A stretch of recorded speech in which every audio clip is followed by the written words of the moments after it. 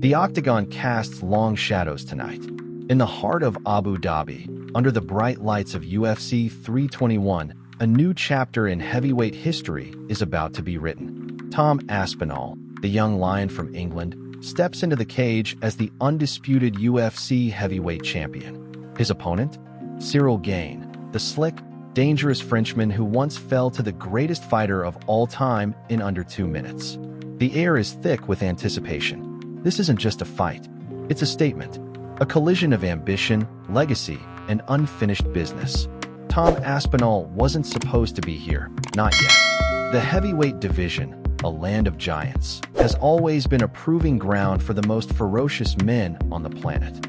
Names like Stipe Miocic, Francis Ngannou, and Jon Jones have carved their legacies in blood and sweat. But Aspinall, he's the anomaly. A 32-year-old Brit with a disarming smile and a sledgehammer in his fists.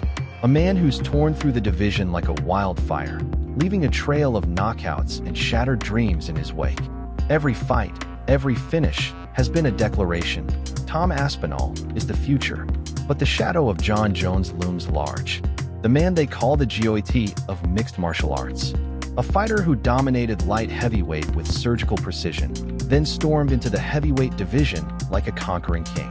Ciryl Gane, submitted in under 2 minutes. Stipe Miocic, dismantled with ruthless efficiency. For Jones, the heavier the weight class, the lighter the challenge seemed. His record is a monument to perfection. 27 wins, 1 loss, and a legacy that feels untouchable. Yet, when the time came to face Aspinall, the one man who could threaten his throne, Jones walked away. The fight world erupted. Fans flooded social media, their voices a mix of disbelief and outrage. Was it fear, arrogance, or simply a legend choosing his own exit? Jones didn't mince words. "Tom hasn't done anything impressive in my eyes," he said, his voice dripping with dismissal. "He doesn't deserve a shot." Those words stung. Aspinall had obliterated the heavyweight division, every fight ending in less than 2 rounds. Names like Alexander Volkov, Marcin Tybura, and Curtis Blades fell like dominoes. Yet Jones, the man who'd seen it all, claimed it wasn't enough. The controversy didn't end there. Rumors swirled that Jones demanded a king's ransom to face Aspinall, $30 million, a figure that made UFC President Dana White scoff. "No chance," White said, shaking his head. But then, in a move that shocked the MMA world, White found the money. The stage was set. The contract was ready. All Jones had to do was sign. Instead, he walked away. Retirement. A sudden, jarring exit from a sport he'd ruled for over a decade. The fans were left reeling. Some called it cowardice. Others called it a calculated move by a man who'd already proven everything. For Aspinall, it was something else entirely. A chance to claim what was rightfully his. If you're new to this story, if you're just catching the fire of UFC 321, hit that subscribe button. Stay locked in for the raw, unfiltered pulse of the fight world. Because this is where legends are born. Aspinall's rise wasn't just about knockouts. It was about defying expectations. Born in Wigan, England, he grew up in a world far removed from the glitz of Las Vegas or Abu Dhabi. His father, Andy, a Brazilian jiu-jitsu black belt, molded him into a fighter from childhood. But Tom wasn't just another gym rat. He was a prodigy, a heavyweight with the speed of a welterweight, the power of a freight train, and the technique of a seasoned grappler. At 6'5", with a 78-inch reach, he moves like a predator, calculated, explosive, unstoppable. His record tells the story.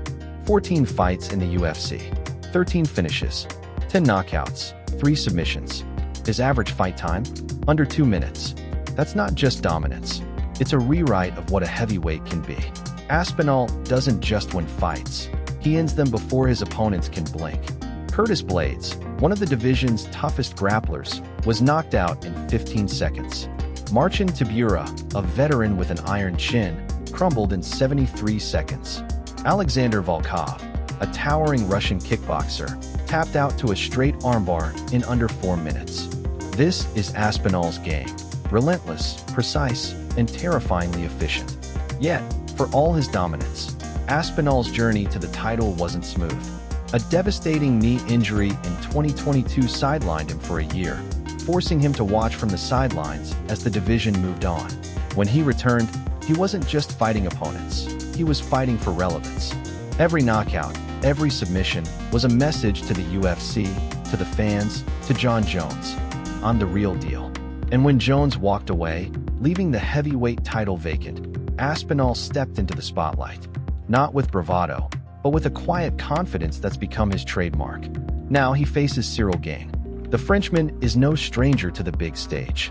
A former interim heavyweight champion, Gane is a technical marvel, 6'4", with a dancer's footwork and a striker's instincts. His fights are like chess matches, all angles and precision. But there's a shadow over Gane too. 2 years ago, Jon Jones exposed him, dragging him to the mat and choking him out in 124 seconds. It was a humbling moment, one that still lingers in the minds of fans. Can Gane redeem himself? Or will Aspinall add another name to his highlight reel? The matchup is a clash of styles. Gane's game is movement, darting in and out, peppering opponents with leg kicks and jabs, staying just out of reach. He's elusive, frustrating, a puzzle that few have solved. But Aspinall is a different kind of problem. His striking is explosive, his grappling suffocating. He doesn't chase, he hunts. Where Gane dances, Aspinall stalks. Where Gane calculates, Aspinall detonates. The cage at Etihad Arena will feel small when these two collide. Aspinall knows the stakes. This isn't just a title defense, it's a chance to silence the doubters. To prove that Jon Jones' retirement wasn't a fluke, that the throne is his by right. In an exclusive interview with Esquire Middle East, Aspinall brushed off the shadow of Jones. "He's in my rearview mirror," he said, his voice calm but firm. "I don't care about him anymore. I just want to fight." That hunger, that focus, is what makes him dangerous. He's not chasing legacy, he's building one.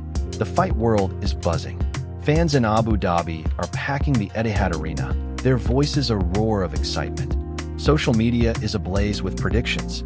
Some see Gane's technical brilliance stealing the show, his footwork baffling Aspinall over 5 rounds. Others believe Aspinall's power is too much, his finishing instinct too sharp. One fan summed it up perfectly. Gane's got the moves, but Aspinall's got the kill switch. The odds makers agree, listing Aspinall as a heavy favorite. But in the heavyweight division, one punch can change everything. There's history here too. Aspinall, the 3rd British champion in UFC history, carries a nation's pride on his shoulders. Michael Bisping, the first Brit to claim UFC gold, paved the way. Leon Edwards, the welterweight king, followed. Now Aspinall stands alone, a heavyweight champion in a division that's never seen anyone quite like him. And the rivalry with Gane? It's more than just a fight. It's England versus France, a feud that stretches back centuries, now playing out in the cage. Aspinall's mindset is what sets him apart. He doesn't underestimate his opponents, he builds them up. "I respect every guy I fight," he told Esquire. "If you don't, you won't last long in this sport." It's a philosophy rooted in humility, forged by years of grinding in the gym. But don't mistake respect for weakness. Aspinall's fights are over fast because he's prepared for war. Every training camp is a 25-minute battle in his mind, even if the cage tells a different story. "I'm always surprised when it ends quick," he admitted. "But if I can knock everyone out in 10 seconds, I will."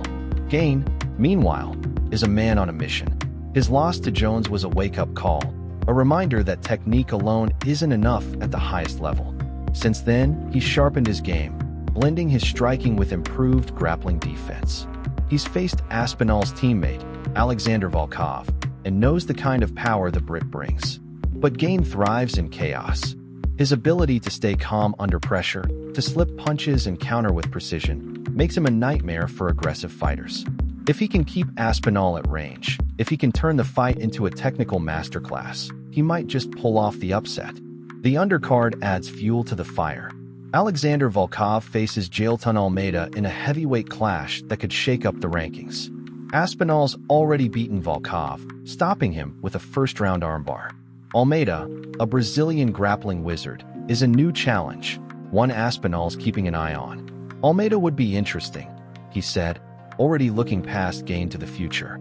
That's the mindset of a champion, always planning, always hungry.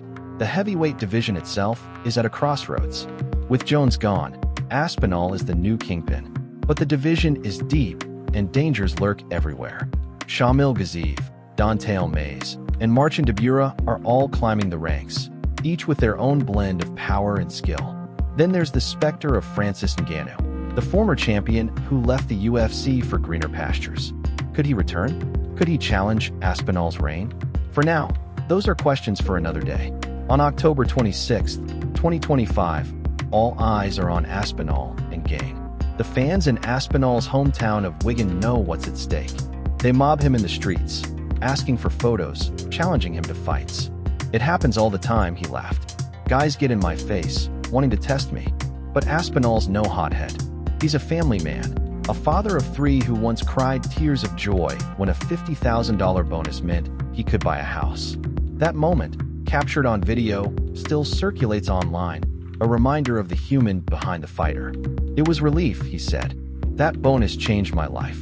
Now, as he prepares for UFC 321, Aspinall's focus is razor sharp. He's not thinking about boxing, despite his father's hints at a crossover. "I'm staying in the UFC," he said.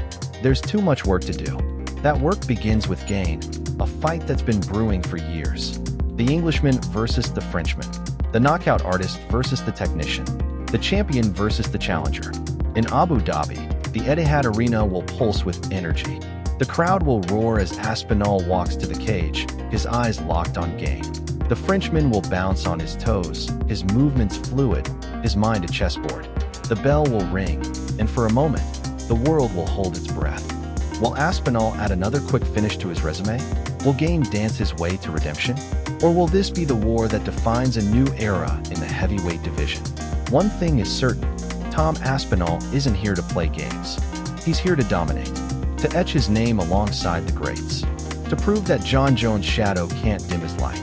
On October 26, 2025, the cage door will close and the future will begin.